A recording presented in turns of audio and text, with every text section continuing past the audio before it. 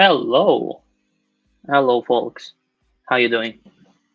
Let me just get the banner off. It's been a time. Yeah, we didn't saw each other. How you doing? Hello, can you hear me? Is the audio okay? Can you see me? Everything's looking good. Hey, how you doing? Good morning. Well, depends.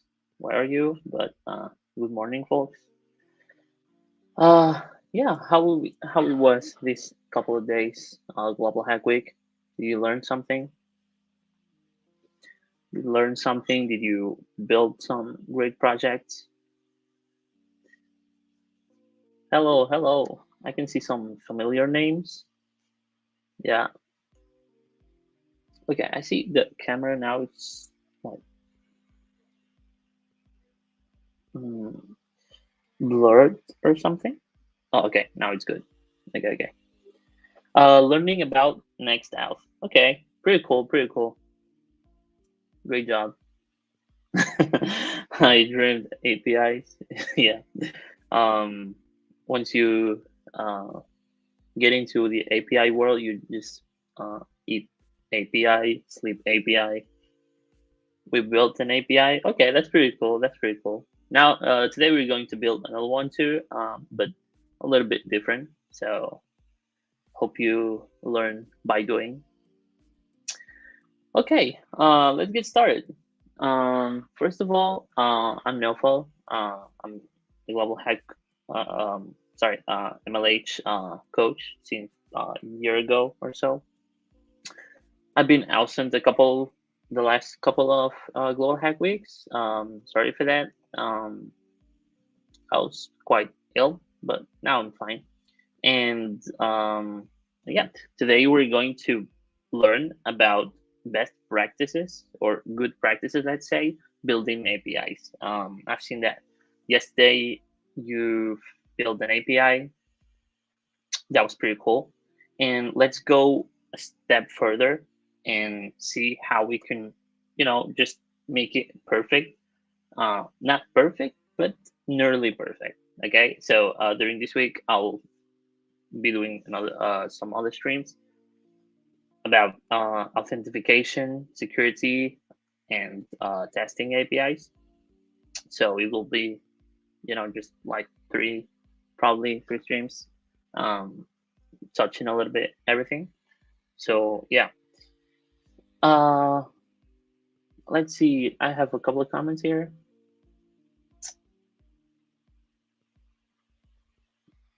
Please use Python only. Okay, okay. Let's use Python then.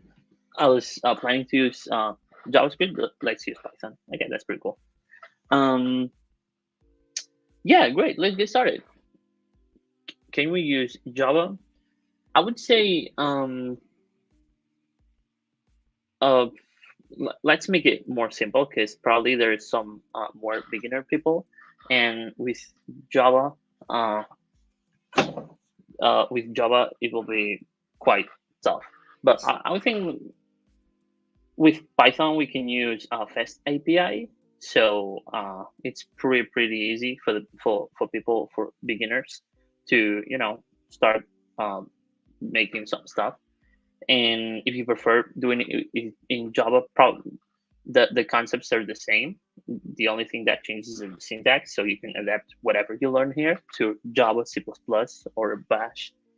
Okay, so use Java, use C++. Okay, at least no one told make it in Haskell or something like that, or Scala. That would be nice to do a Scala workshop in a Global Hack Week. Um, maybe for the next ones. Okay, let's get started. First of all, let me share my screen because probably I would need to. Okay, let me just take this from here. Okay, uh, let's see. Present.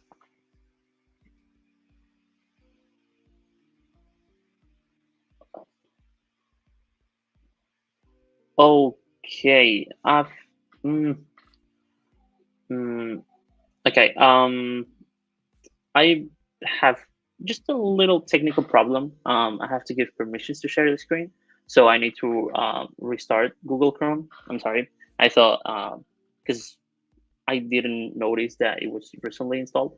Just give me literally like 20 seconds, and I'll be back. Like 20 seconds, no more than that. Okay. I'm sorry. I'm sorry. Um, see you in literally 10 seconds.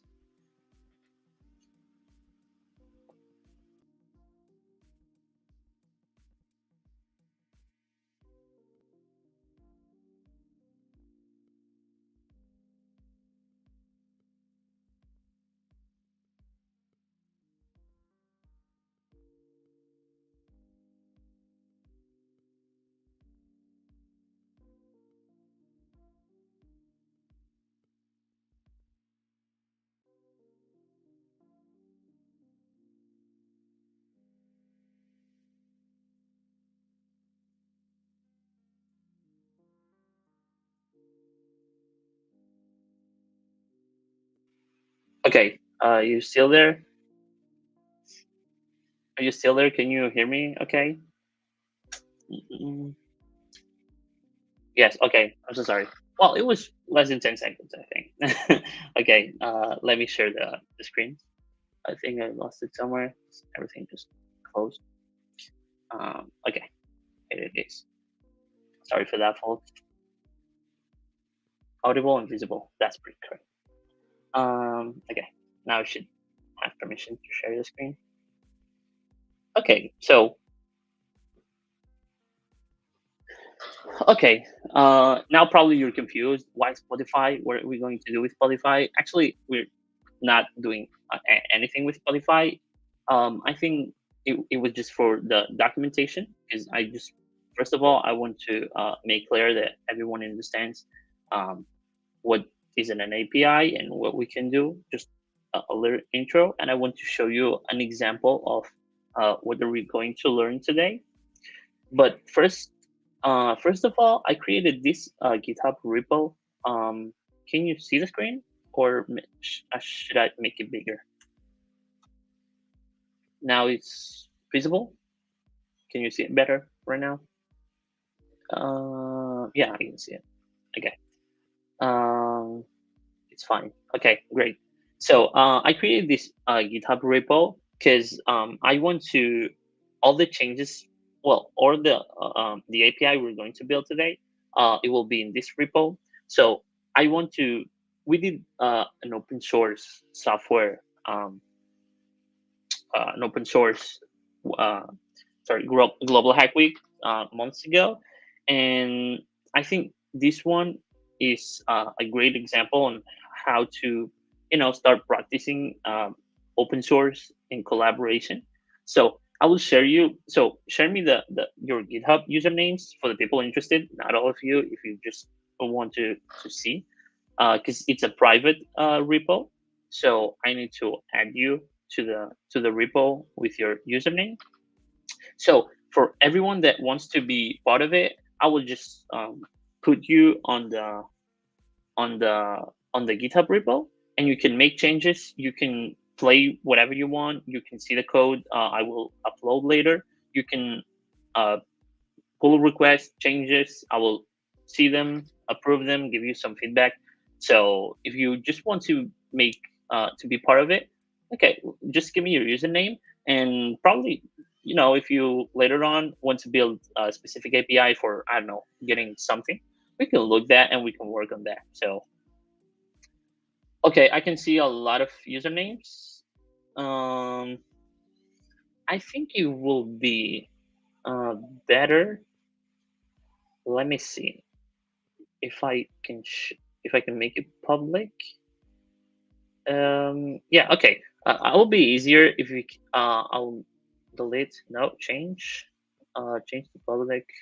Okay, I'll make it public and send you, so you can just give it a like, and with the like you can see your username, because if I need to write all this it will be okay. So just give it a like, and or a favorite or something, so I can see the your usernames, just not to lose that much time.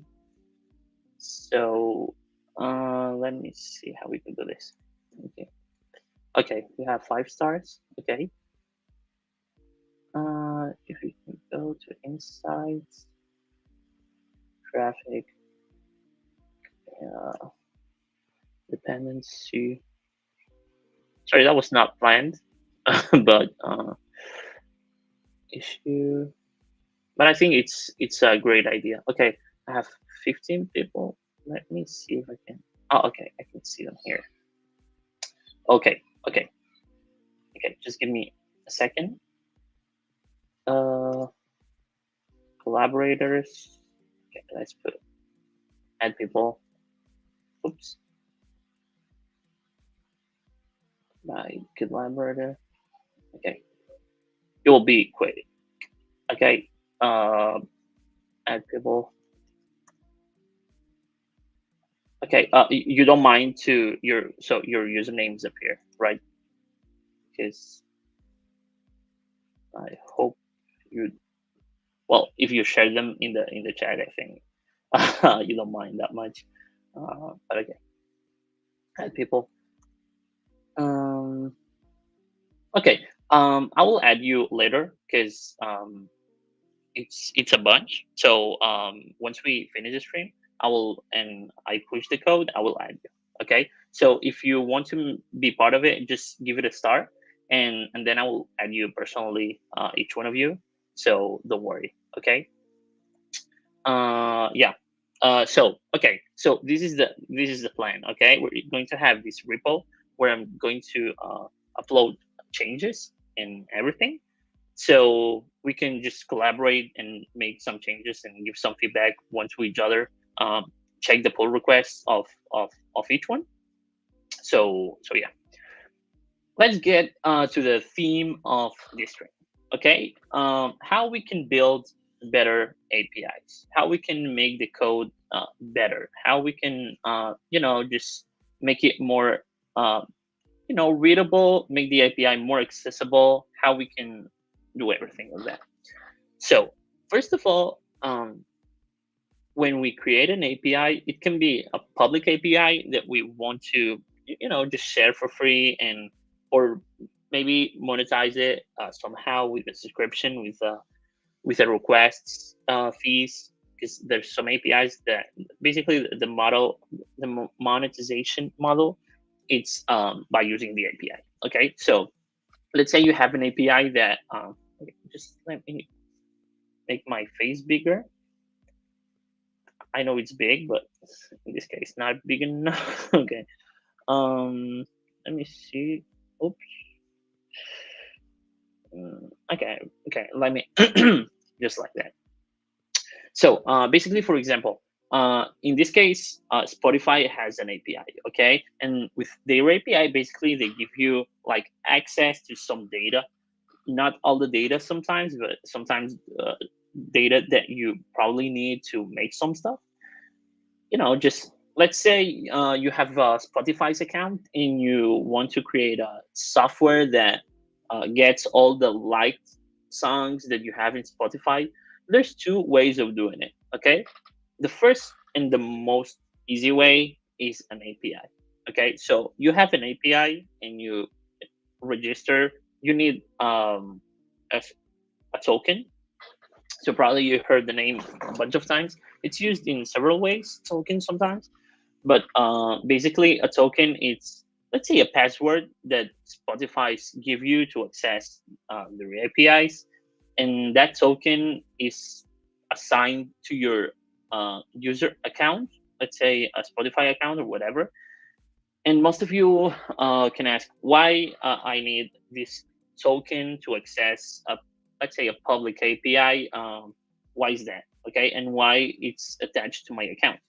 So basically, that's because first of all, they want to know what you're doing with the API. So it's like, yeah, like GitHub tokens. Yeah, Pranav, thank you.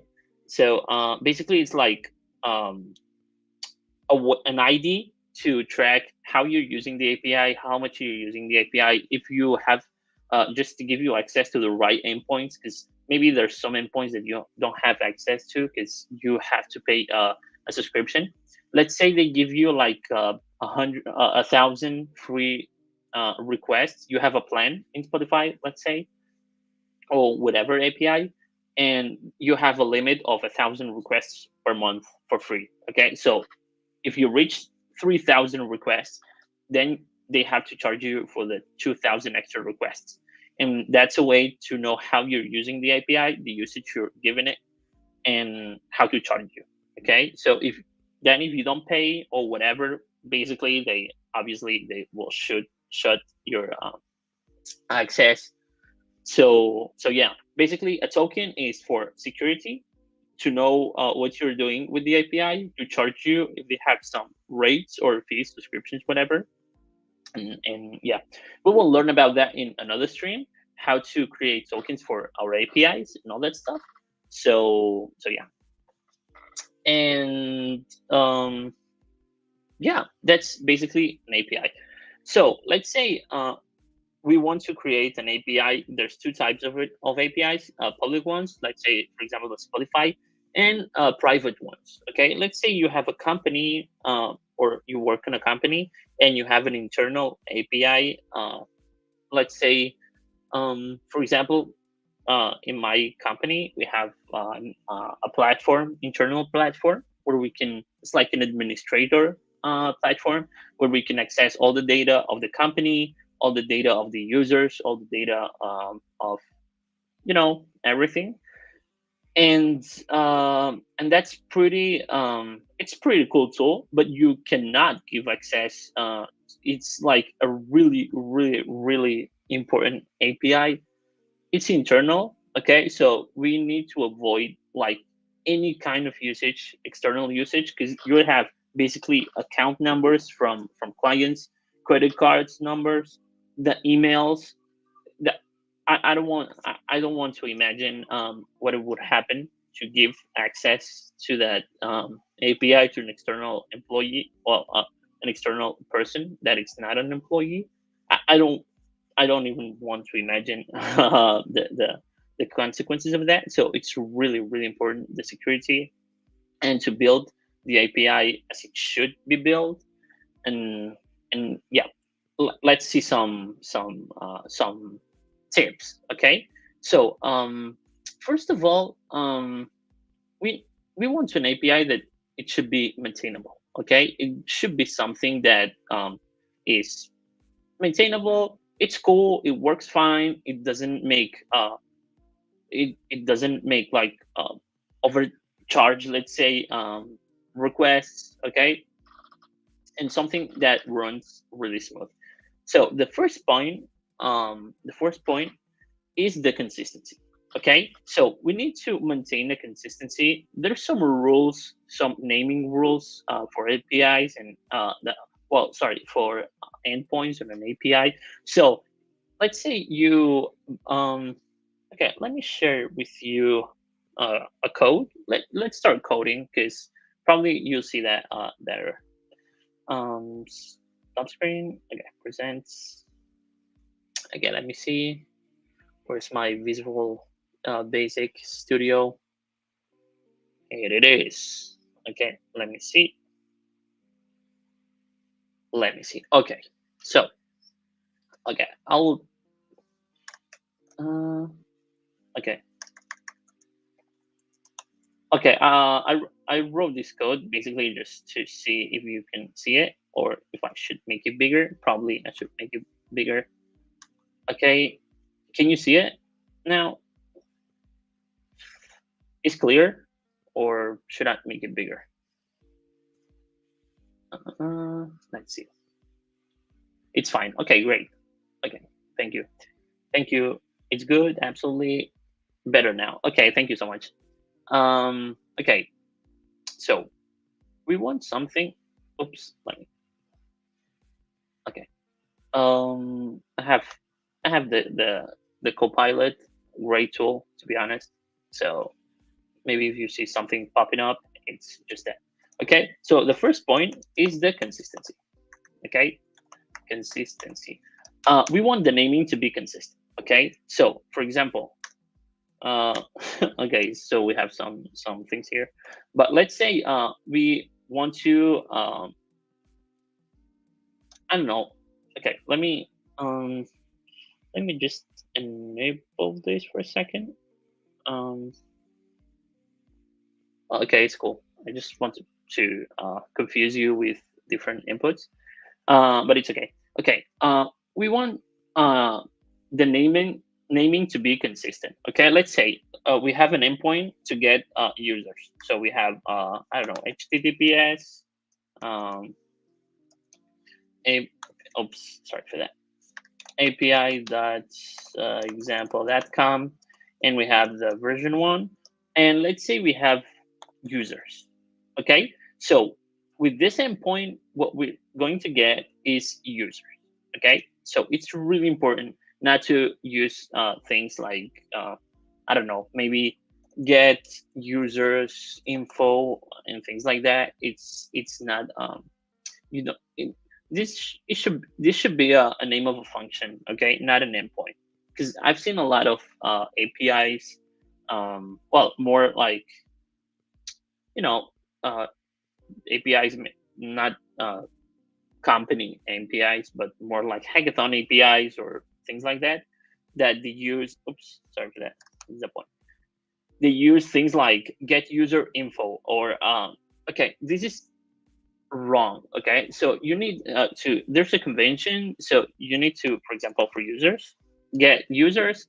And how we know that with this endpoint we're getting the users and not inserting users passwords, for example. And then we have the HTTP methods. Okay, so there's the get we use to get information, there's the post, okay, to send information, and there's the put that we can update information, and the delete. Okay, So we can have literally four endpoints with the same name but different methods. So what this does is that we don't need to have like 25 endpoints, like I don't know, you get, okay, uh get users info, uh update, update users, you know. As you can see, it's much easier to delete users info, or let's say create user.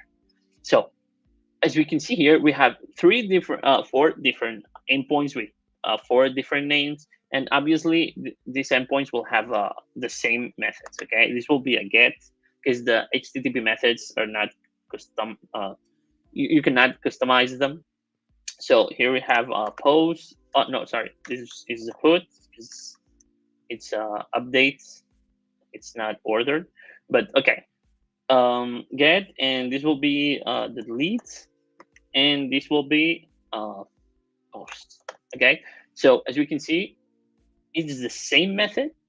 Sorry, the same endpoint, so it will do the same, but here it's much easier for documentation, for maintainability. If you want to change the name of the endpoint, it's just that easy. You know, you just have to change it once, not twice or four times. So so yeah. We have a make it. Okay, so make it bigger. Okay, let me see if I can. Okay, it's okay now. Uh, Integrabilias. Sorry, I just saw the comment 3 minutes later. Sorry for that. Um, so yeah. Was that clear? Do you have any question? If you have any question, just pop it on the comments. I'm just reading the comments too, so don't worry about that. Um, okay, so another thing here. Clear. Okay, great. Uh, let's go with the second one. Okay. Um, so the errors. Okay, handling. There's a lot of ways to handle errors, but with APIs, you need to give a clear response um, to the user that's using your API, just not to confuse them. Okay, let's say it's not the same of user not found. Let's say user not found, then uh, user already exists, then uh, sorry, endpoint not found, or whatever. Obviously, you have the method not allowed. There's a bunch of them, so you don't want to confuse. Let's say you have you let's say someone writes a user, okay, but they don't have. Let's say they go to the endpoint users and the username or the user ID, okay, and then you give them this response: user not found. But this user, let's sorry, he searched for the user with this ID, okay, and this user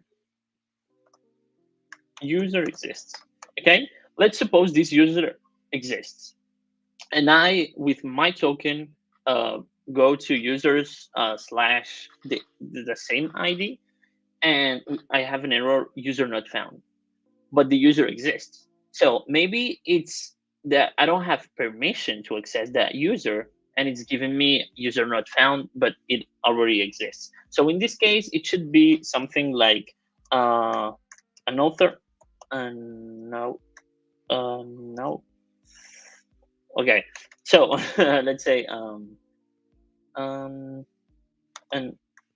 not allowed to access the info, and of so an author. Okay, I'm not going to say that. So authorized. So the opponent of authorized. Okay, so we don't have access to that information. So user not found is a wrong error message. It should be you have no access, you need permission, or whatever. Because if the user sees user not found, it will say, okay, user doesn't exist, so whatever. But it's the wrong information, so they'll make like another 100 requests to see users that exist, but still having user doesn't exist. Okay, let me see. I have here some questions. Uh, mm, why V1? Okay, V1 basically is the versioning of the API. So you want to make clear, for example, the different versions you have. So V1 is basically for version 1. Okay, so maybe you find version 2, version 3, because sometimes when you move to access denied. Okay, yeah, access denied is the same. Okay, let's go. With view, let's say I have an API, a huge API. Okay, let's say Instagram has an API, or Meta or whatever has an API that has a bunch of endpoints. So, and now it's really old API and they transitioning to a new one. So probably you'll see endpoints with version 2 just to make it, make the difference between the old one, and the version 1 and the version 2. So yeah, because you cannot change like in a month like the whole endpoints. Probably there's a bunch of endpoints that still in V1 version 1. And sometimes when you see documentation from APIs probably you want to use or something, you probably will see version 1 in some endpoints, version 2 in some in another endpoints. It doesn't make a difference. It's just saying tells you the version of the API. Okay, just an example.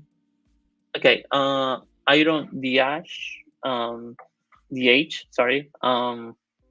What do you mean? An example about the versioning, or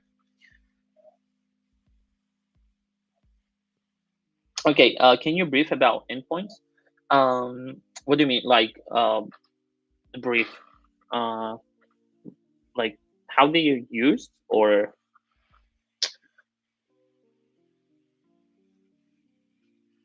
uh, could you say what API in your own words? I feel like programmers think about it differently. Okay, for me, okay, personally, an API, basically, it's let's say a tube, okay, a tube from you to, let's say, a tunnel from you to, let's say you're using Google Maps API, so to you to Google Maps information, okay. So it's just a tunnel with a door that's called token, and you can just walk through the door and, I don't know, go to the other way with, and there's a stand.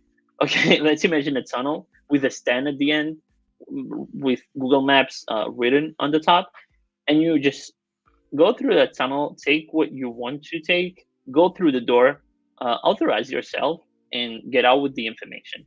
That's it. So I would say it's like a connection to some data that companies or open source projects, whatever, want to offer you for you to use.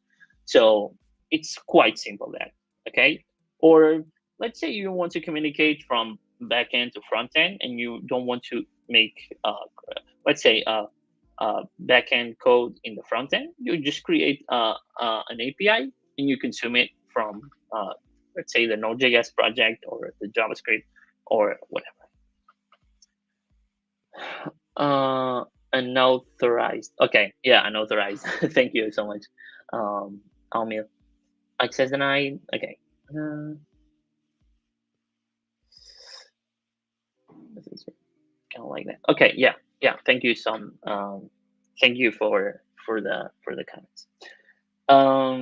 Where we were going? Okay, this. Yeah, basically error handling. Make errors clear just to make the user just make the user understand why the data is not appearing. Okay, because sometimes they will think, oh, okay, the user doesn't exist, but yeah, it exists. You just don't have access to it. And if you don't have access to it, you can see how you can have access instead of just thinking that it doesn't exist. Yeah. Okay. Let's go. Okay. So Copilot suggested security. It was not. It was further, but let's go with the security. Basically, security, HTTPS as always, like websites, and use tokens. Okay, use tokens. It's probably the most important thing. Sometimes it's tokens, sometimes it's API key, API secret. For example, Binance API has API key, API secret, as far as I know. And yeah, API key, API secret. We have yeah, G, OAuth. Then we have basic auth, token, whatever. There's a bunch. Okay, if you go to Postman, and you go to, I don't know if you use Postman, but if you go to authorization, you can see like a bunch of them. Okay, Amazon Web Service signature, Hulk authentication, OAuth 1, OAuth 2, just auth, barrier token, no auth. Okay, yeah, you can make it without security, like with no need of a token or something, but I don't recommend that. Okay. Um, let me see. Let me see if you have any question. Best explanation of ABI. Thanks. Yeah, thank you. Um, okay, so we have here illustration. Endpoint is like, imagine Disneyland line. You pay for the ticket, you go on different rides, resources, and you come back. I don't know. I just want to make you a huge stand. Thank you so much. Yeah, basically that's it. That's it. But you don't owe the Disneyland. Yeah, basically. Um, okay. Okay, great. Thank you so much. Let's go with the next point. We have authentication. We have error handling. Okay, let's go with the input validation. Okay, so it's really important not to run everything you get on the API. Okay, because there's SQL injections, as you know, for websites. You can get into something like let's go with the fourth one, input validation. Okay, so validate the input. Let's say have you need to run a query with a username, okay, or an email or something, and you just take the email and run it through the query, and that's it. Okay, that's wrong, because you can get SQL injections, whatever.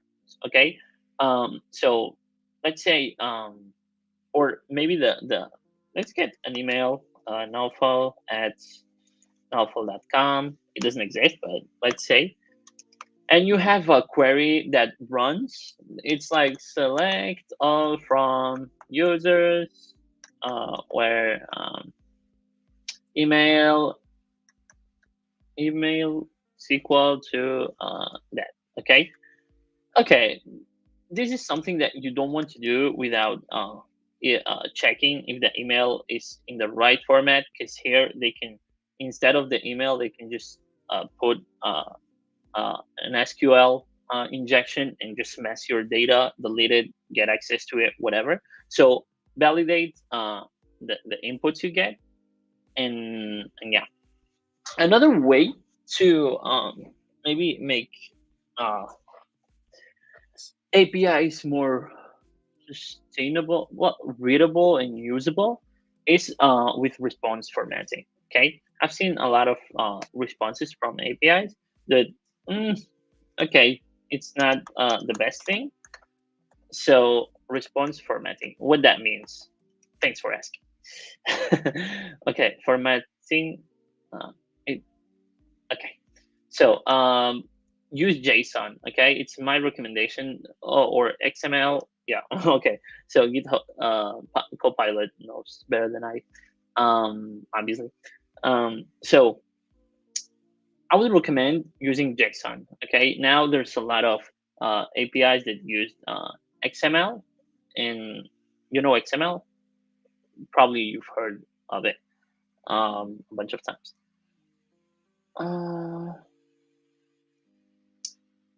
Okay, so JSON formatting, or XML, or maybe HTML. It's really rare to see an API, a public API, that the response is in HTML. But probably they were. Probably there is HTML responses. Okay, so basically JSON, it should be a response like yeah, like this, for example. Or if we want to, let's see, we use updates, users, and the ID of the user. Okay, and then the response could be I don't know, a status. Okay, it could be, I don't know, added correctly, or if you making a get and you just want to have information, just use that. Another tip I would give, it's pagination. Okay, six, pagination and filtering. There's a lot of ways to filter, for example, users. So let's say we have a get. Oh, okay, yeah, this one, for example. Okay, we have the endpoint get. That means that we need to retrieve information, as we explained at the beginning. The user's endpoint, let's say users from Boston. Okay, here we need to put the city, from the city, and we want to limit. Okay, so we use this limit just to limit the API. This is made for various reasons, obviously, and let's say you have I don't know, 1,000,000 users, 3,000 users, okay, and you have a website that you can just search. Okay, let's say hackathons. Okay, you have a website to search hackathons. Okay, and you, probably the user, when is looking for hackathons, it it won't access like it doesn't want to see like 3,000 hackathons. Probably it will just want to see 20, 30. Okay, so when you see paginations in websites, first of all, it's not to overcharge the website and make it really slow.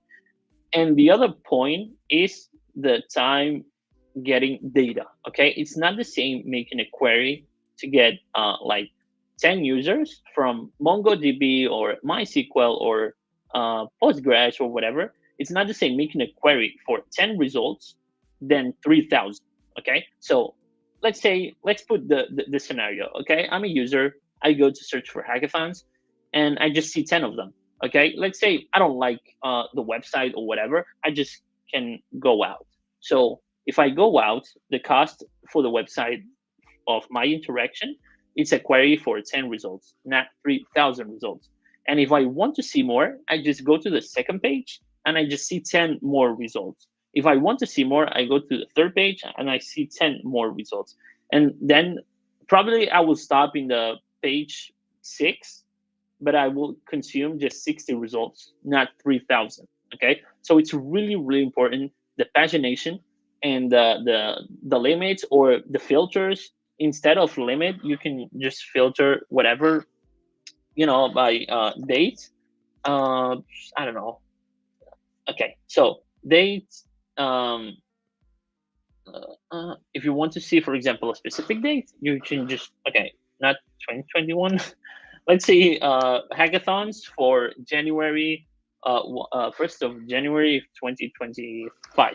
Okay, and this, you're really getting just the detailed information that you want. You can don't use filters if you don't want, but pagination and limits is really important. Okay, and you will see that it will make the API more easier to use.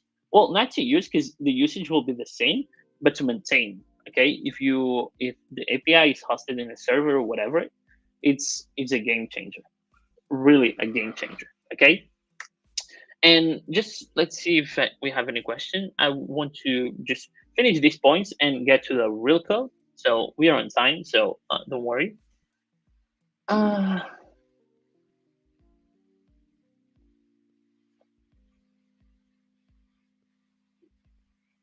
Okay. Oops. Sorry. Here we have. We can also limit characters to avoid SQL injection after validation. Yeah, you can limit that in a lot of ways. There's a lot of people that do that on the front end. I don't recommend that because if someone knows HTML or CSS, whatever, you can just go to inspect element, delete the validation classes or the functions or whatever, and they can trick the front end to send that to the back end. So it's really important to make that verification on the back end too. Just, because there's some tricky people that know HTML. You don't need to know a lot about HTML, but yeah, you can just change that and make some mess. So I recommend front end. It's cool because you give up visibility, like, okay, at least 8 characters, okay, or this is not an email or whatever. Okay, that's cool. That's pretty cool because you avoid making requests to the backend of wrong things, and the user is more visible for the user. They can change it at the moment. So pretty cool. Um, we can not for me. Okay. Is the stream buffering? Okay. Can you see that good? Is the camera okay? I'm worried now. um, the internet is good, pretty good. Yeah, please. Sure. Okay, you have some conversation. Oh, okay.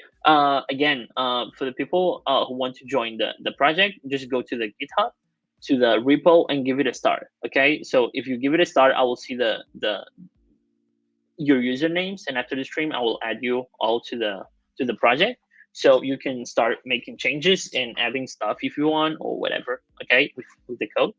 So yeah. Okay, so what is the use of offset here? Okay, basically offset, let's say, it's basically the results that we want to skip. I don't know, let's see it in this way. Okay, we have limit 10, offset 0. That means that probably will be the first page. Okay, so we're offsetting 0 results, and the limit is 10. So if we want to go to the page 2, let's go to the page 2. The offset will be 10, because obviously the first 10 results we already got them, so we won't do the 10 next. If you go to the page 3, the offset will be 20, because we want to avoid 20 results. We just want to get a 10. Like 20, we want to skip them because we already got them on the first page and the second page, and we want to get the third one. Okay, so it's something like that, to understand, basically. um uh, Not working seamlessly. Okay, but validate input everywhere. Yeah, it's a good practice, to be honest. Don't stand just on the back end or in the front end. It's good, as much as we can. So yeah. Watching from YouTube. Hey, thank you. May I ask if this practice also work while building with? Yeah, yeah, yeah, yeah. These practices are just not related to Python or anything. It's just global API practices. Okay, so even if you're building an API in I don't know, Haskell or whatever, you can still use these techniques. Okay, they're like more like tips, recommendations, whatever. You can obviously down validate the inputs. You can just output the response in HTML. You can skip the filtering. You can do whatever. Obviously, the security can be none, but it's good to have. And I'm just giving some points from my experience and experience of others. So yeah, we're good on time. Okay, we have 10 minutes to keep with the other and points, and we will get to the code. Okay, let's go with the 7 point. I would say documentation. This will be really quick. Documentation. Okay, it's really really important to have a good documentation. It's really important. Okay, if you're it's a private API from your company. If it's a oops, let me see. Okay, I was trying to make it bigger, but it's okay. Even if it's a public API, obviously even if it's an API that you use. For example, I have a bot on this is a funny, but I have a bot on Telegram with some personalized things that I wanted to shortcut. So basically, I just send comments like train and the station, for example, or the city, and I just get the list. It was made, with some APIs and some scrapping from train with a train company, let's say, or what, train, yeah, train website with the schedules and the because sometimes it was late and I didn't know I needed to go to the app to see if it was late or whatever. So I just made an API just to get some different results. For example, to have some uh, for example, if you can, I received some reminders like for offer flights, to some cities that I want to visit, so I can, just avoid getting to the website looking for dates and all that stuff.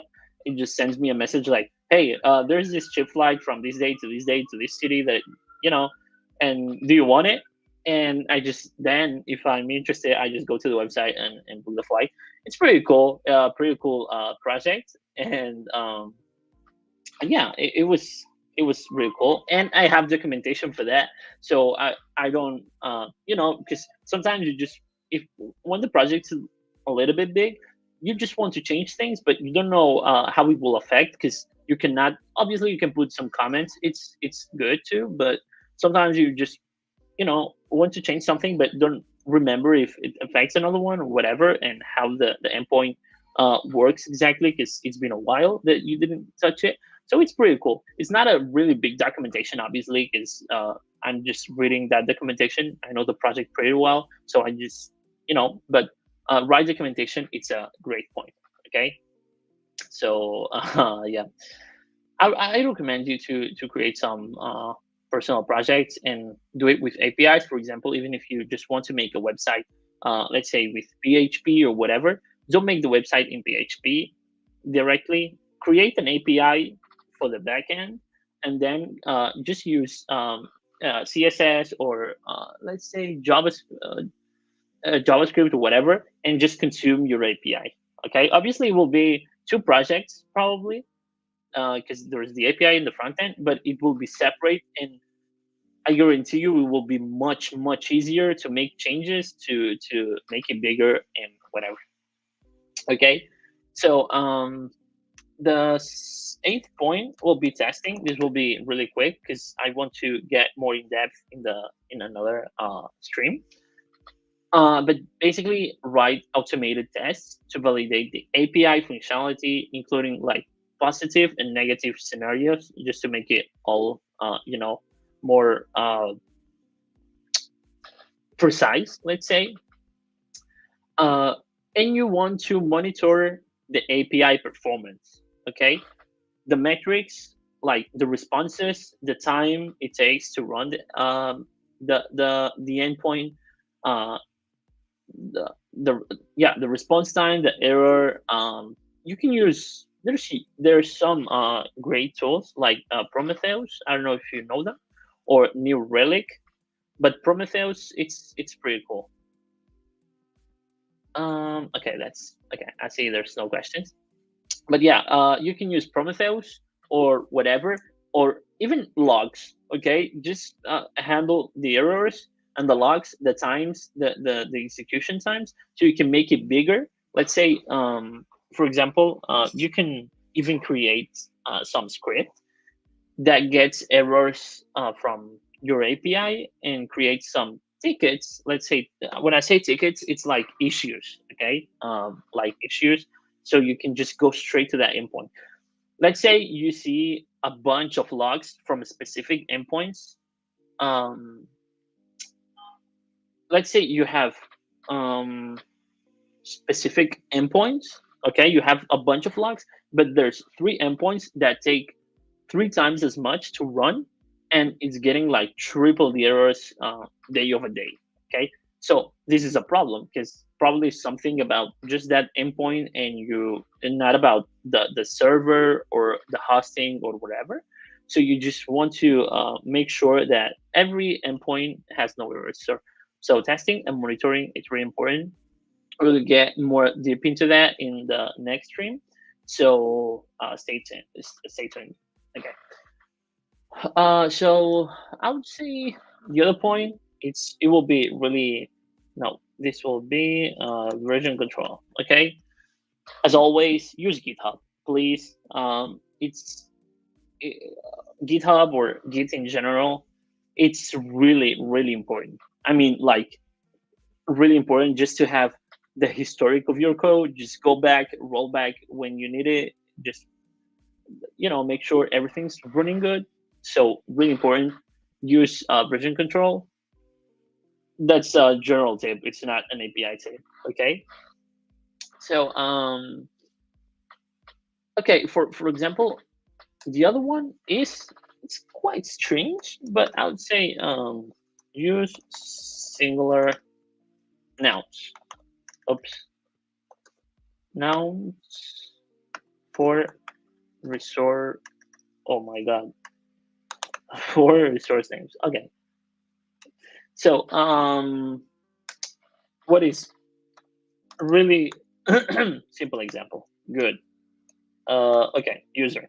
Okay, user and the ID. Okay, bad. Okay, yeah, basically, Copilot is key. So basically, use singular. Okay, don't use users slash the user ID. Okay, for example, if you use this users, use it for I don't know to get all the users or something. But I recommend well the same for users, but let's say products. Oh, sorry, that was okay. That was okay. Now, okay. Use singular names if you want to for resource names to just to maintain consistency and clarity on what you're going to get. Okay, in this case, um, so there's some conventions if you want to follow them.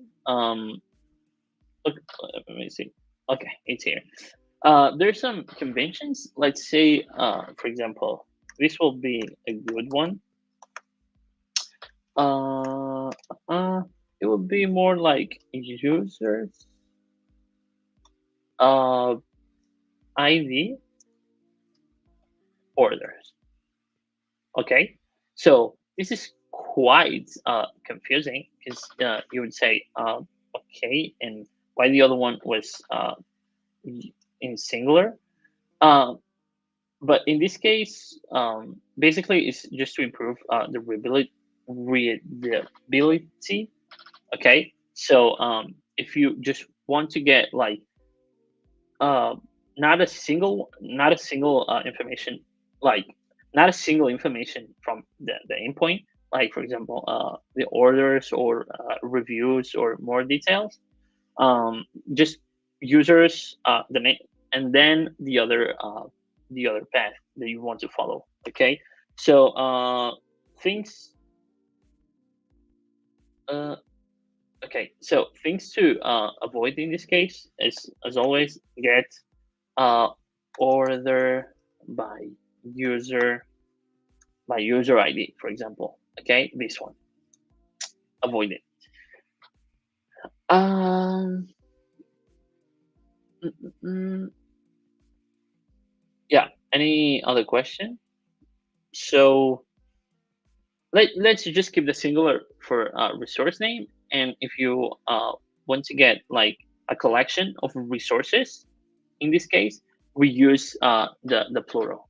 Okay, in this case we're getting a collection of of um, of the users of orders, so we use the other one. Okay, so if we want to get like the I don't know without the ID, let's get users or orders. we will get all the others. Okay, so it's like more for one is more for specific, and the other one is more like for collections. Let me see if we have any question. Uh,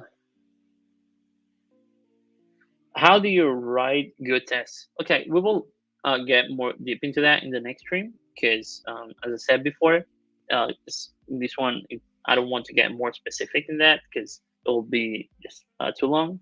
But yeah, for the next one, we'll get into that. Is that a Jira ticket? Yeah, you can automate. Okay, you can make it automatic, automatize. Let's say the errors and create Jira tickets depending on that endpoint error. So you can every error, for example, is made like happen more than 3 times an hour. You can just create. You can just uh, sorry, I was reading the comments. Um, Once the error occurs like 3 times every hour, just open a Jira ticket. We will get into that. So you don't have to go endpoint. No fault. Don't you think Copilot is quite annoying? Um, I don't think so. Sometimes, you can enable it if you don't want to use it in specific times. But I think it's quite helpful. Sometimes, if you want to get some, code suggestions or recommendations or whatever. So yeah, it's cool. But basically, if you don't, it gives you like the suggestion. If you click tab, it gets the suggestion. But otherwise, you can just keep writing, and you can just write whatever you want. So it doesn't like change my input. It's just a recommendation. So I don't think so. It's quite cool. Why you use okay? Why you use users and orders? Okay, because it's a collection in this case. So when we getting collections like a bunch of data, not a specific ones, we use plural, not singular. Uh, Again, it's just a convention. Okay, it's you can do another like I don't know user. mm, mm, it's really is this really bad users? I don't think it's bad. The word. Let's see. Yeah, because this one confused a little bit. Good user ID. Users. Uh, okay. Let's say, for example, in this case, you just want to get some specific information for the user. Okay, that's okay. Product ID. You're getting information from a specific product. So here's the thing. So users ID it's not bad, but it's not recommended because you're not getting like a collection. You're just uh, you want to get like just one specific user. You know, I don't know. It's if it's more like a personal thing. I would say you can just use, for example, in this case, let's say which one was okay. Let's say this one. Okay, you can just use user, the ID of the user, and orders. Okay, that's okay. Not order because that will be just one of them, and you will need like another like order ID or something. But you can use this. Okay, it's cool. In my opinion, you if it's working and you can understand it, and the people who use the API is understanding it, so that's okay. Uh, okay, why get order by user ID is bad? Yeah, basically, what you want to do is this one is bad because it's like really specific. Okay, so is in this case, if you want to get, let's say, uh, I don't know, get the order title. Okay, instead of getting orders, order orders, let's say order ID and title. Okay, instead of doing this title, okay, is there a title? Let's get title. Okay, instead of doing this, can you see this is really more like specific, um, and then they well, it's quite confusing to have like 24. Imagine you don't know like okay, again, let's say you have a public API, okay, with a documentation, whatever, and I want to use your API. So I know that if I just put users slash the user ID, I get the user. Okay, it's more like a convention thing that whatever. So in this case, if I don't know your endpoints, you have no documentation. And I know your API can retrieve users, orders, and titles, whatever. I can imagine that it will be something like this. And if I try like a couple three times with some um, let's say uh, queries, endpoint submissions, whatever, I can get the results. But if you have like every specific name for every specific endpoint, you will have a bunch of endpoints, like a bunch of them, and no one will will need to go to every time I want to use, get the orders or whatever. I'll need to type like the whole name, go to documentation to see, because maybe I misspelled this and I just put an an I, and it should be a capital I. It's really really complicated to use an API that has really specific names for every specific thing. So I would say that is you can do that if it's some API that and you're comfortable with it and you understand it and the people who use the API understands it. It's not like prohibited or something. So yeah. Do you generally handle errors per handlers or pass it to the application level middleware? I would say handlers. I would use handlers, to be honest. But we'll see that too in the next stream, because I have that noted to more error handling things. So yeah. So this was covered. User. Mm, do most companies use users ID orders? I don't know most of the companies. I've seen that before, so I cannot guarantee that everyone. Probably there's a bunch of them that just use user ID orders. So I'm not sure if all of them use it. I've seen it sometimes, but Shopify. Okay, I don't want to give you an answer. It's probably will be wrong, but I've seen that in some API. Mm, yeah. Okay. Yeah. Get has to be as HTTP method, not in resource name. Okay. Thank you. So yeah, basically, it's there's no need to, get order or update order, because when the method will be probably get or update whatever. Okay. So yeah. Uh, Nofal, please share your LinkedIn URL. I think you in my GitHub profilers you can find it. Yeah, in my profile, GitHub profile, you can find the GitHub. Sorry, the LinkedIn URL.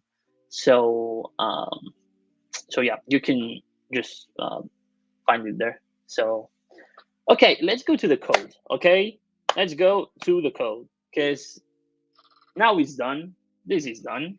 Okay, let's just okay, let me have this here because I will upload the repo, the changes.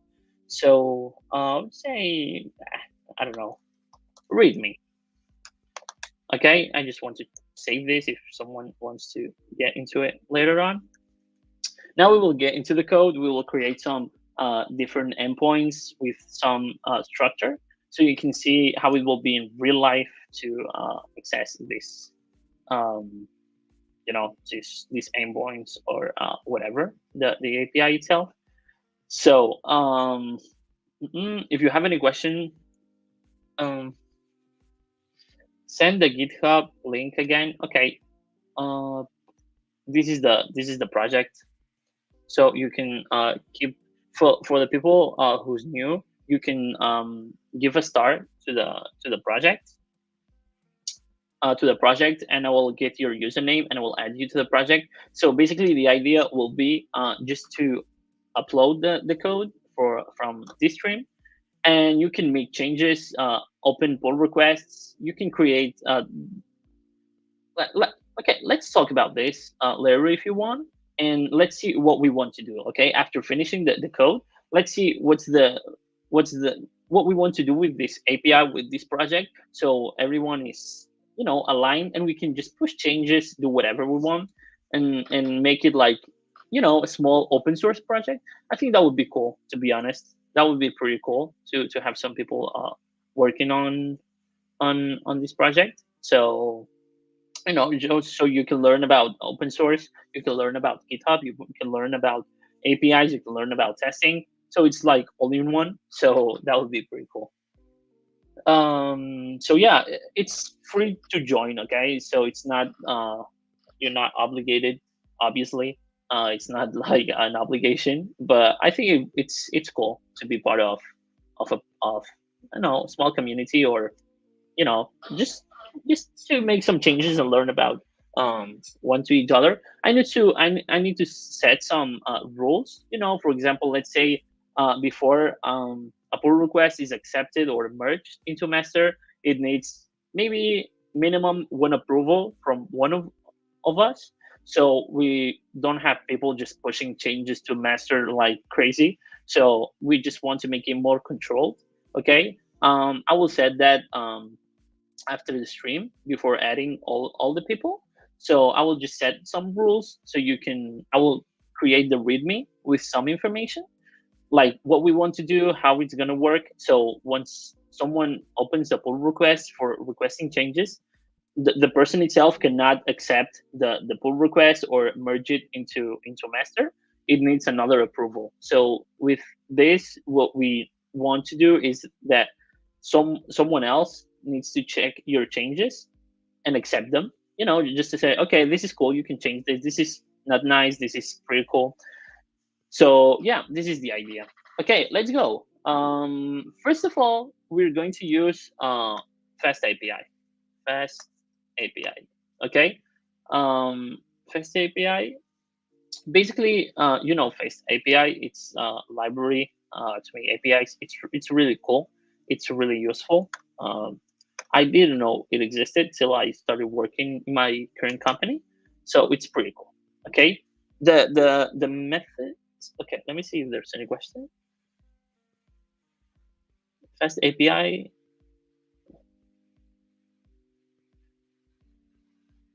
We are excited for open source project. That's cool. What will the project be about? Okay, let's finish the this example, let's say, and let's talk about what we want. Okay, we can make an API just to get some, I don't know, whatever you want. Just give some suggestions into the chat, and let's make a votation. Okay, and just let's decide. And after the stream, I will change the README, just, you know, with the requirements, what we want to do, what will be the start, and you can just start pushing changes, and everyone will just be, you know, let's do something. We can do it in Python because it's much easier, and a lot of people from the stream probably heard of it. So okay, let's go. So first of all, we're going to create some sample data. Okay, users. Let's see. Okay, it will be okay. Okay, in this case, Copilot will be game changing. Okay, because we don't have that much time, and it will be cool. Okay, for we're going to identify the users by an ID. Okay, in this case, we're going to use a random generated UU that ID. So I think it's 4. Let's use this one, for example. Uh, okay. Oh, okay, because it's not even important. Okay, so basically, this will be to generate a random ID for the user. So yeah, let's go. Let's create another one. I'll change just a couple of names from the chat. Pranav. Okay, Pranav, and it will be random. Code coast coast. Okay, just let's call it coast. uh, okay. So Pranav has this email, Pranav at globalhackweek.com. Okay, it's not a real email. Okay, don't start sending things there. MLH. Oh no, it was globalhackweek.com. Kosu. Oh, okay, it's Kosu. Sorry, Kosu. Okay, let's change it. So we have two. Okay, it's here. So now we have two two users. Okay, we're going to use something called Pydantic. I don't know if you heard about it. It's called Pydantic. It's basically we're going to use the Pydantic model for user data validation. It's basically a library for data validation. Okay, we'll get more deep into that. Oh, okay. So here we have a suggestion. This will be cool. Now we need to import Pydantic from Pydantic import. Okay, in this case, we won't don't be using email string. This basically verifies if the email has the format or if everything is it's okay. So basically, that's why we use Pydantic for validation. It's a good practice. Okay, let's start with the endpoints. Okay, in REST API, basically how we just model the endpoints. We call to the app that we created before, and after that we choose the method. Okay, there was some different methods. Obviously, um, uh, we checked them, some of them before. There's the get, post, uh, get, post, put, and delete. Okay, we will use this for so to make it more easy. Let's get with the first one. Okay, the first one will be users. Okay, it will be more general users. Then we define the function, and now the function can have this name. Okay, so it's better than this, as you can see. Basically, we have users, and the let's say the function name can be whatever you want. Okay, get users by IV or whatever. Okay, this is okay because it will be in the code. And this basically what it will do is just return the users. Okay, we will just be returning the users from the object. Okay, how we can run this API. Okay, let's create. Okay, it will be just like this. The host will be local host, and the port will be the 8000. Okay, or yeah, 8000. It could be whatever. So yeah, let's run this and let's see if it works. Terminal, new terminal. Can you see the terminal? Okay, yeah, you can see it. Python. I'm using Python 3 main. Okay, no module named fast API. Mm-mm-mm. Okay, quick fix. Probably we need to import it. Yeah, we need to import it. Okay, let's go to this one. Pip, probably I don't have pip. Install fast API, probably this will be just fine. Okay. Mm-mm-mm. So one of the recommendations, and we will try to do that later on, will be Dockerize the project just to, or add a requirements file or whatever, just to have all the same thing. However, well, version thing. Okay, so now okay, a Marshall type date. Okay, what's wrong? Let's see what we have here. Atlantic. Okay, let's check the code. So it's the main line 7. Oh, okay. Yeah, yeah, my bad. It was this. Sorry for that. Okay, now it should work. Here we go. Okay. Let's import this. Be quick. Don't be nervous, folks. I know you're excited. Okay. Let's install it. Again, this will be on the requirements file, so don't worry, because we can then just run the requirements. Okay, we have an error here. Okay, so now we have our API running. Okay, so let me see if there's an extension. I think there was an extension. Okay, to run uh, just the endpoints, run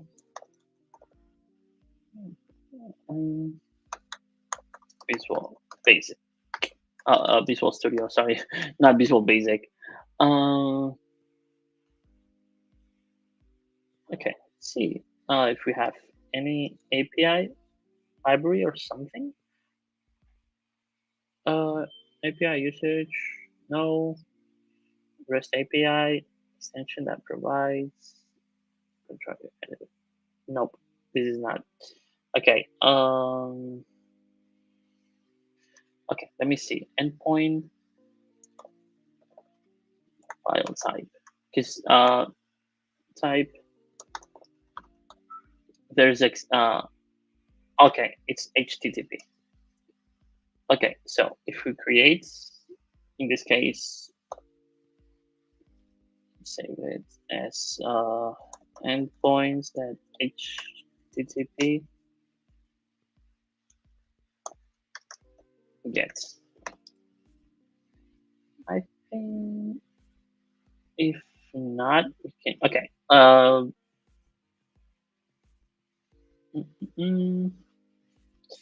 Okay, let's go to test this. Okay. It tells. Okay. Okay. If we go user, oh, of course you cannot. My bad. My bad. My bad. 8,000. So we have in a 404 not found users. Get users. Okay, let me see here. Have get user. That's right. So the name was user. Oh, okay, obviously it will not be found. My bad. Okay, so it's we need that. Okay. So now if I access the users, okay, let me share with you the let me share with you the oops. Okay. Present stop. Let me see. Screen share. It was Chrome tab. Okay, this one. It's this one. Okay. Can you see this one? Okay, so this is basically the endpoint. This is basically what the endpoint / users get us. It's basically the users that we've stored. Okay, it's basically returning that, and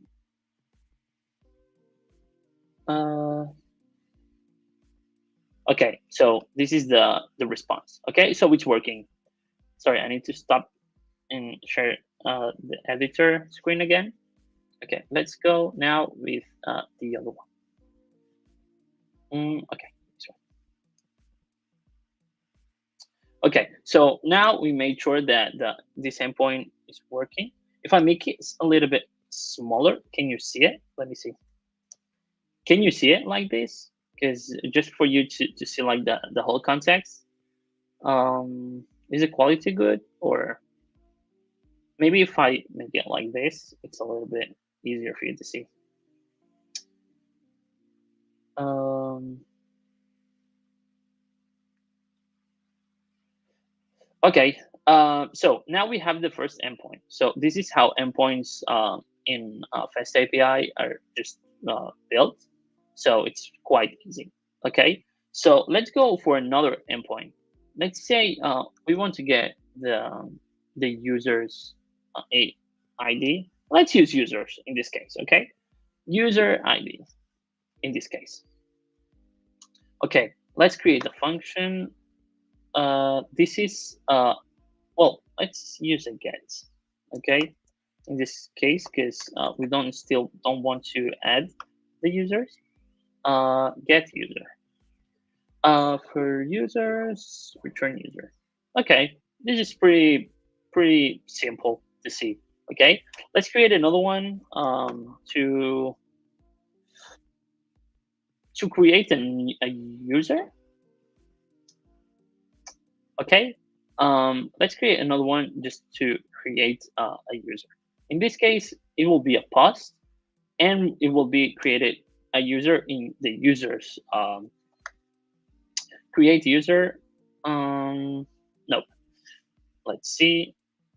We're going to use new user. New user will be let's use the data model that we've seen before. So it will be user with the username and the email. Okay. So here, as you can see, we need some params. So this will be the the user ones. Okay. So and then we need to like append the user. Okay. This let's get let me see user ID. No, this out users append user. Nope. This will be the new user, and we will return the new user.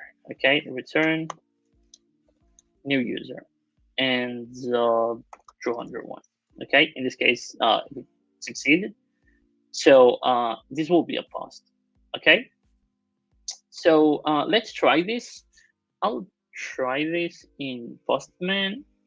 Uh, a post.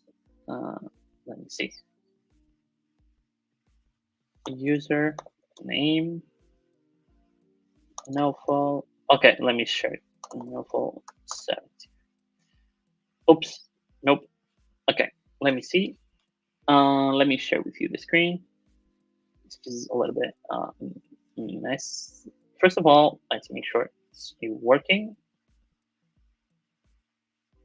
Okay, so, oh, okay, you cannot see the plus. Okay, these multiple stop screen, present, share screen, Postman. Let's go with Postman. A bit. Okay, let's go. We have it's confusing. What's confusing?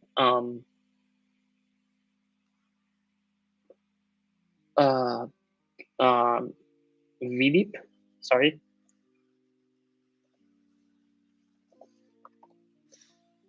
Uh, uh, uh. Let's see. If you have any question, just pop it on the comments.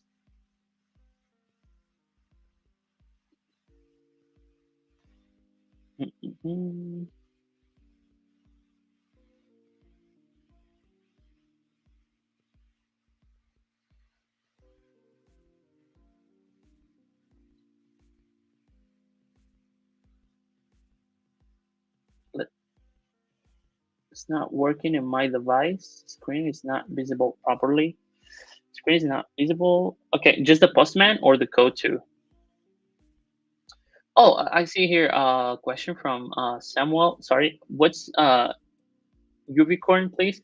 Ubicorn basically stands. I think it was serving ASGI or something, and basically it's an application server used to serve Python web applications. This library. Sorry, I just saw the question. So let's try this. Okay, I just tried this endpoint. Increase the quality. Okay. Let me see. I think I don't know if I can do that. For screen sharing. Sorry. Um, Slovene. You know what? My net is working fine though. I think it might be. Okay, let me see. Let me see. Okay, now it's good. Now, can you see it now properly? I think it was because it was small. Uh, yeah, it's good. Okay, so thank you. Okay, no worries. Okay, great. Thank you for the feedback. So basically, now we have the post endpoint that will just add users. Okay, and how we add users. Basically, we don't have authorization. Don't have well, we have the headers implied, but not custom ones. So now in the body, we need to add the fields that we want to add the user. Okay, so let's say we want to add another user called so okay, once I added this user, as you can see, it generated the ID, the username, and my email. If we go to get, okay, the users, now we have Pranav, Kosu, and me. Okay, so we have three. This is the get endpoint, as we saw before, is just for retrieving the users, and this one is for creating new users. Let's put another one in Intech. Okay, Intech. Sorry, I don't know if it's the name or surname, but let's put Intech. Okay, Intech at globalhackweek.com. Send. Okay, we get an okay response. Okay, so this is the response status. If something is wrong, we will get a 307 404 whatever.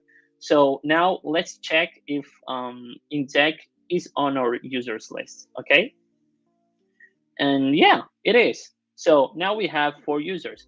Basically, this is the process. Okay, we can just create 25,000 users. So, well, the same one. So it will insert. This is why it's really important. Obviously, the IDs is randomly generated, so it's different. But the name and the surname it's good.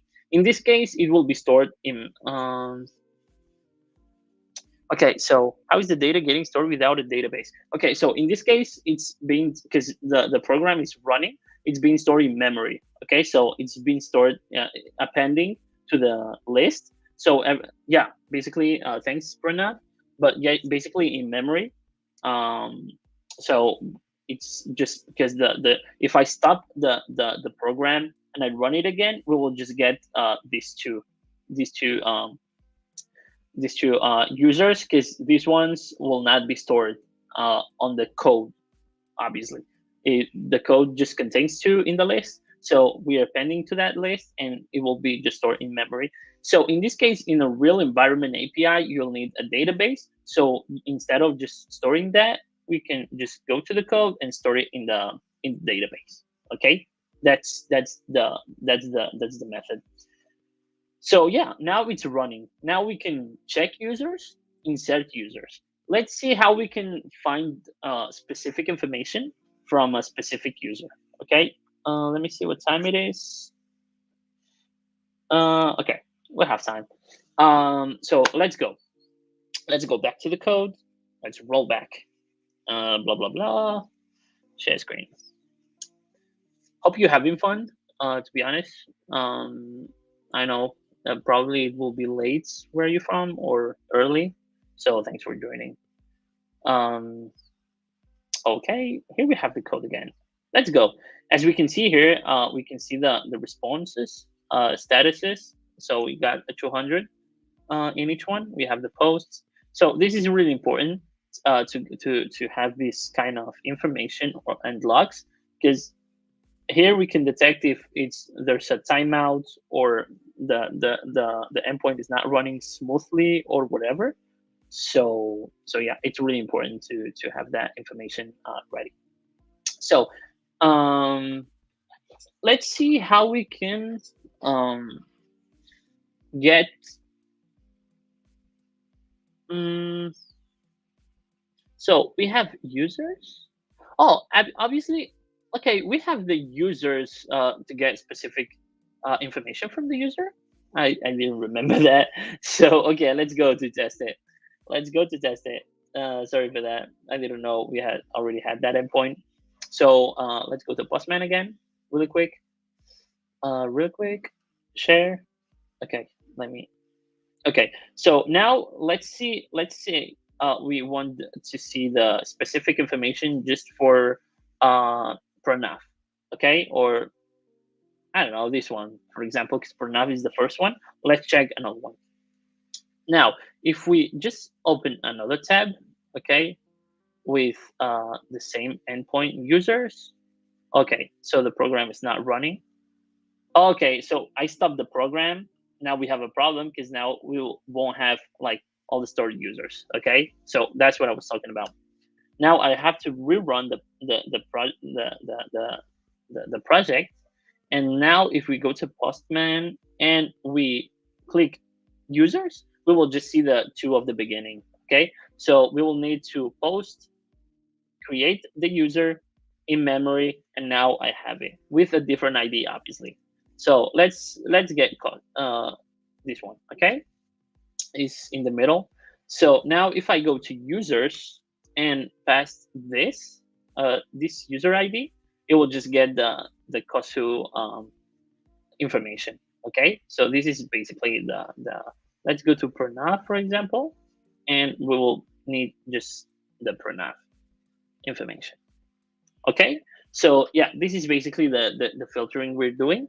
We just create an endpoint, what we want to do, and we on the backside we just get the data from the database, do the mixes we want to do, just show the information we want to show, and all that stuff, and boom, and there you have a really great API.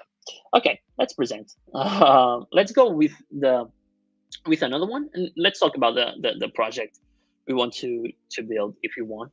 So Python. Okay.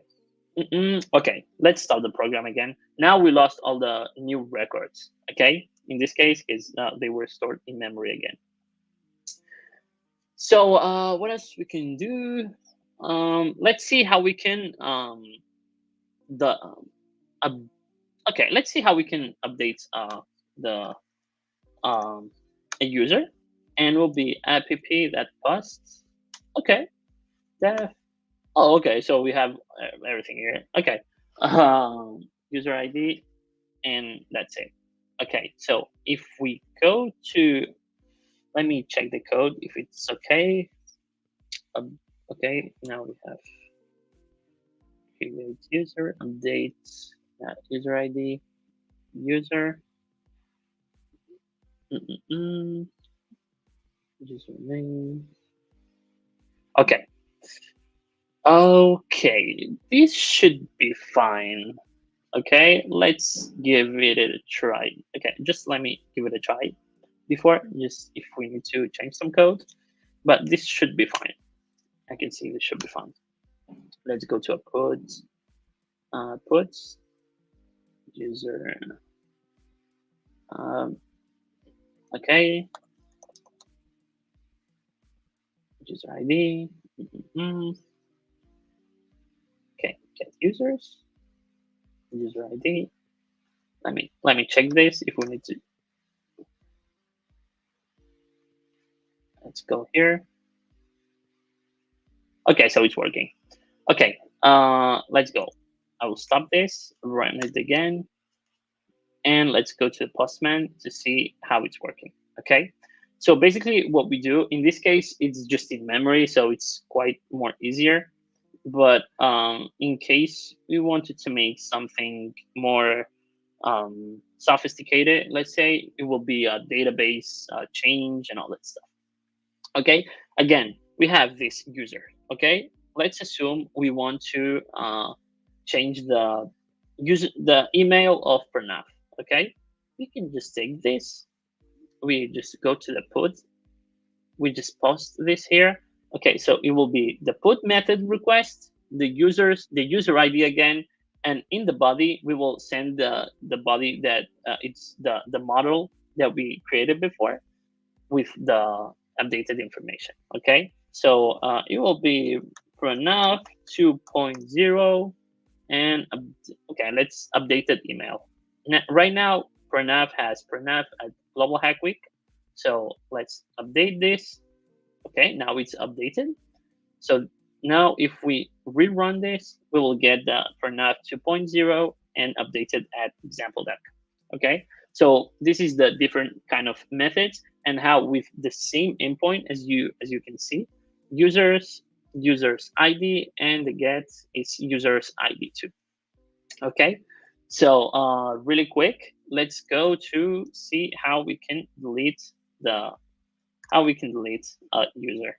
Okay, so it will be pretty easy. Again, this is just in memory. Okay, the thing here is to see how to create the endpoints, just not to make them. Okay, it's this one. Okay, let's go here and let's create another one. App that delete. Okay, there we go. Let me check if it's cool. So basically, what it does is it takes the user ID, so it just runs through the users, and if it's the user ID that it has, it just pops the user. Okay, so that's it. It's in memory, so we don't have to make any verifications, anything. So this should be good. Okay, let's go to Postman. Absolutely. Let's go. Share screen. Okay, sorry.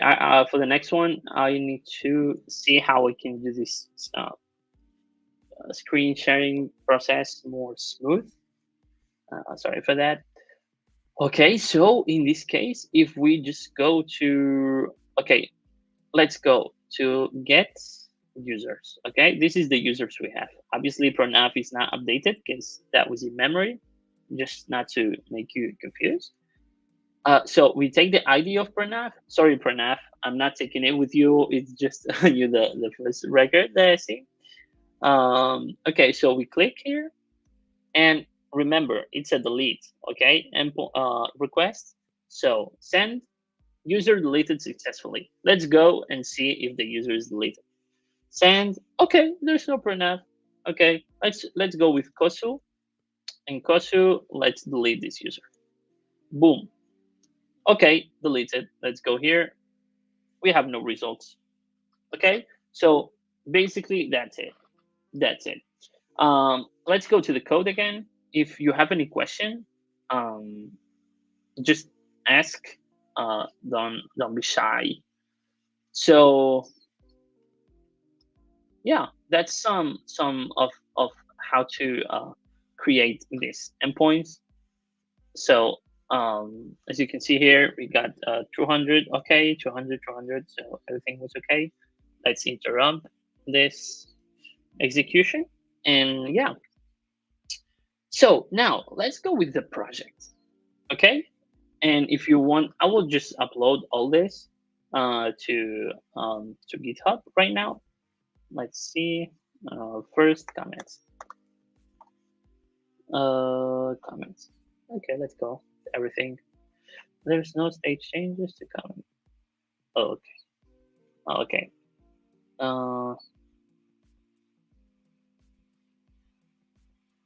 Oops. Nope.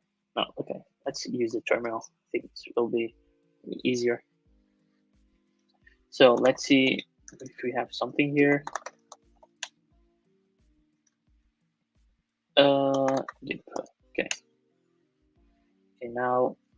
now this should be done. Let's see. Okay, there's some people invited to the project. Um, there's a couple of three. I will add all the remaining ones.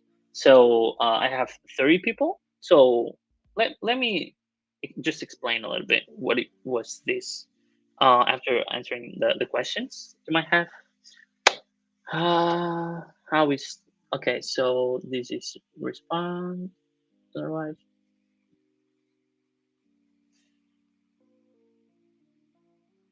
So our project will be about API. Yeah, let's make a votation right now. Just give some ideas of API that you want to uh, transform this project on, like anything, like I don't know, whatever idea you might have, and let's vote. Okay, let's see what will be cool to have for you just to learn some stuff. So yeah, that's okay.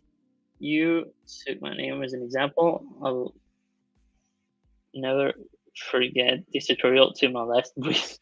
It paved the way from my API journey. Thank you. Okay. That was a little bit dramatic, but it's okay. It's okay. That's nice to see. Um, are you working upon some projects? Yeah, I'm working on various projects. So yeah. First, let me see. Uh, I'm back on my PC when so many power cuts there. Okay, no worries. No worries. I would love to contribute. Okay, that's cool. Again, what about um, what does unite us? Programming and food. Okay, programming and pizza. Yeah, I think it's the perfect clash of any uh of anyone. So yeah. Let me see. Okay. Let me share with you the project again for new people. Okay. So basically let me explain the idea. Okay, so the idea was not at the beginning, it was during the stream, but I think it would be really cool. There's already 30 people joining, so it will be pretty cool. Let's say we called it API MLH. Okay. Well, I don't know, it was just a project to upload the code. So if you want to join, you need to give a star to the to the project. Just give it a star so I can see your username and add the username to as a contributor, so you can start uploading, doing some things on the project. So probably I don't know if it will be public or private. I don't know, but probably public. Why not? So you can just give it a start. I will add you, and basically the idea will be just to find some um, API idea you want to work on. Just give some ideas, okay?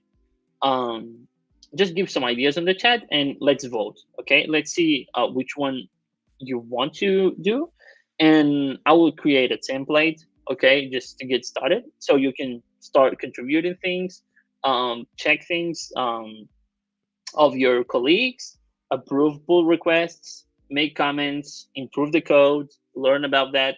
So I think it will be cool. It will be like a global hack week project. So I think it might be cool, okay, to have something. So what it will be about? Hmm. So that's the thing. What would you like to do? I mean, like, what excites you? Like, you want an API to get um, hackathons, or do you want to create a bot, a Telegram bot to send you, I don't know, a reminder of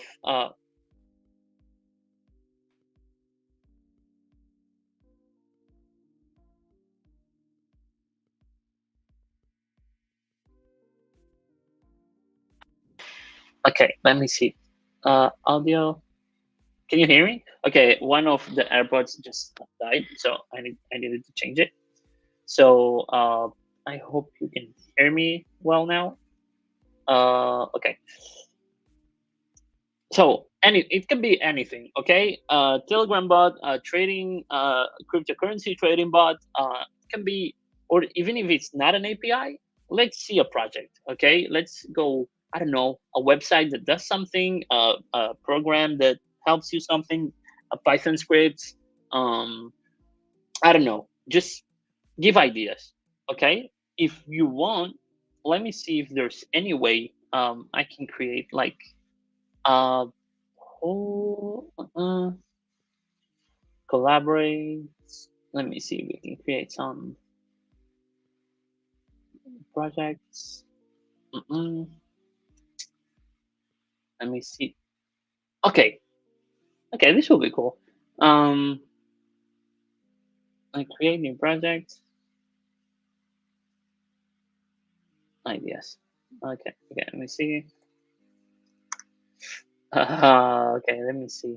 Team planning. Let me share the screen so you can see this too. I think it will be cool. Share screen. I think it's getting cooler and cooler. Okay, so I think what we can do is create like do you know the projects on GitHub repos? Team planning. Okay, let's call it team planning. Okay, ideas for the project. Okay. Oh, okay. Let's call it board. Okay, this will be our board.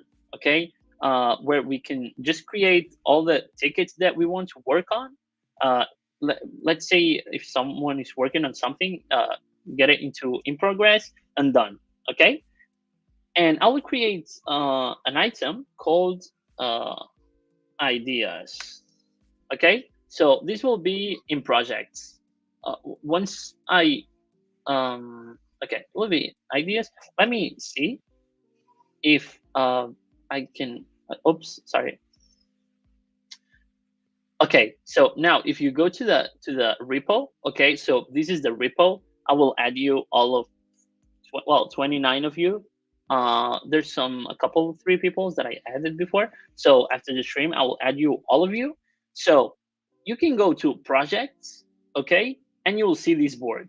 Okay, it will be called board. Okay, yeah, just the board. Go inside, okay, and you will see this ticket called ideas. And what will this be? You can let me see if I can uh mm, mm, let me see if I can edit this. Okay, team capacity, current iteration. No, this one ideas, my items. Let me see if I can idea number 1.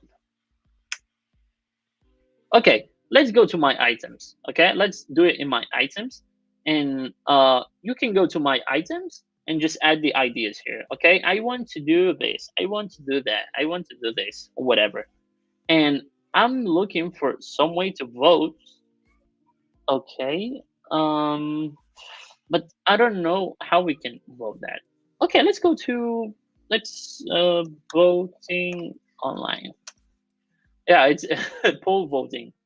No, this is Typeform, so probably they will charge us like simple voting. Okay, I don't want to register. It's too much. Okay, let's go. Try for free, but maybe I need a username. Okay, yeah, I need a username. Uh, do you know any online voting tool? I just need like a really quick poll. Free. Continue in the browser. Okay, let me see this one. Oh man, I don't want to sign up for stuff. I don't like it. Do you know any free like polling? Uh, Twitch polling? Okay, let me see. No, cause I'm on Streamyard, so it's kind of board is not showing in the project. sec. Let me see. Cause I think you should. Oh, okay. Let me see. Oops. Sky. Let me see. Idea number one. Okay. No. Let me see. How we can do this? Mm-mm. Is there any way you can just comment? Sorry. Is there any way you can comment on the project? Okay. Let's meet the repo. Yeah. For the people that want to be on the repo, just give it a start, and I will add your usernames. Because just to get the usernames, and we'll add you after the stream. Okay. So don't worry about that. So yeah, basically, let's think about an idea together. Let's you can. I'm trying to look for a way. I will probably make just a Google Forms or something. Okay. Google. Yeah, but mm, okay. Let's get. I will create a poll. Okay. And let's try to put like everyone just to put their ideas, and they will be voted. So then we can just choose the best one and insert it. Okay, so don't worry about that. We will get into that after the stream because we don't have time. Okay, let me see. Slido experience. Okay, I cannot copy this. Oh, okay. Let me see. If I can copy this. Um, cannot copy this one. I cannot copy this one. This is just okay. I cannot copy this one. I don't know why, but I cannot copy this. Okay, Slido, YouTube, Apple, Slido. Okay, I will just sign up. Okay, I don't mind. Sign up with Google. I don't know. Do you have my information? Um, okay, authorizing. Small, medium organization. Escape, escape, escape, escape. Okay. Uh, create my Slido. Create Slido in a browser. Okay. Start date and date will be, I don't know, 13th of April. Okay. Slido name, project ideas. Create Slido. Let's go. Okay. Now probably add pull from template. Also, add online meeting confessions. Because I want you to add the options. You know, openers from. I think you did. Okay, let's see. Brainstorming. Okay, let's go. Perform, upgrade, creative things. Ideas. Allow multiple full description. Okay, let's see if this works because I've never used this. Activate pool. I don't know how I can just share this with you. Mm, audience. Okay, share. Being copied. So you can just go here, I would say. Let me see if you can. Oh, okay. Okay. This is the poll. Now it works. Take data from where we will take data from for any project. What do you mean? Like the data for the project? Or let me see this. API MLH. Themes. MLH API. Something like that. Okay, I don't remember the Oh, okay. It does not even exist. Um, API MLH. Okay, it's this project. So project ideas. Let's call it project ideas and link. Okay, save.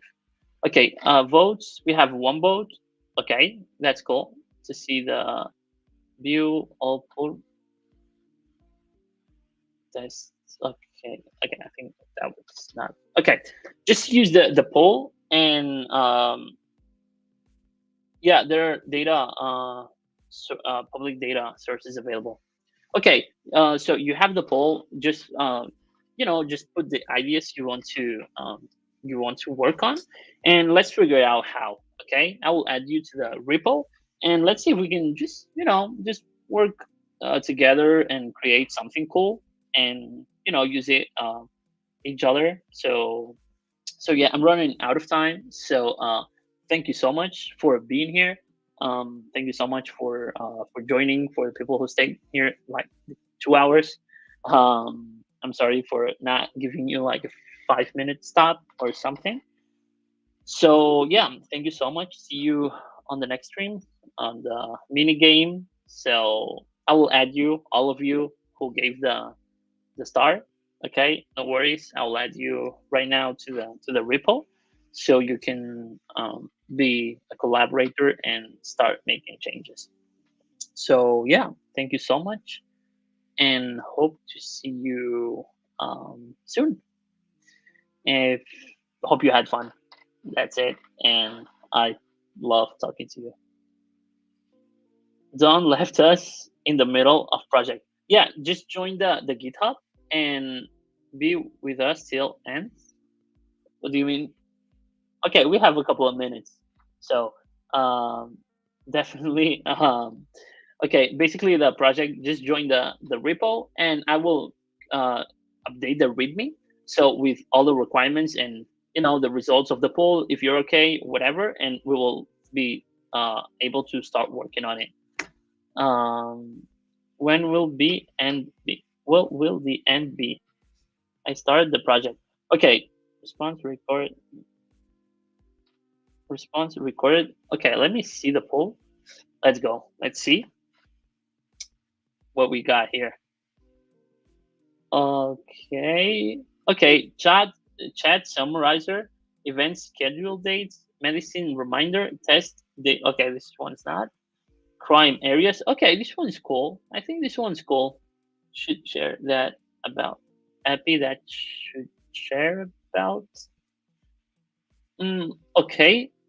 What we can do is that after, let's say, tomorrow, okay, or today, in a, I don't know, maybe 5 6 hours, I will just put all the results in the GitHub README, and we can, I don't know, I can create a Discord channel, or I don't know, whatever, so to share with you, so we can talk there. Okay, and talk about the idea if you want, and see how we can collaborate and work with each other and what to work on. So I'll be posting. I'll try to create a Discord channel, so you can join there and talk between all the people on the project, so you can be on updated. Okay, so stay tuned. I will update the README soon. So hope to see you soon. And yeah, hope you had fun. Now I need to leave you because maybe someone's coming. So I don't want to make them late. Thank you so much. Thank you so much. And see you next day. Well, in a couple hours. Thank you so much. Have a great day, and thanks for joining. Keep I'll keep you updated on the GitHub project. So don't forget to join it. So let me just remind you the link. This is the link. Don't just join it, and we'll talk about what you want to build, and I'll be there to help as much as I can. Okay. Thank you so much. Have a great day, and yeah, hope you had fun. Thank you.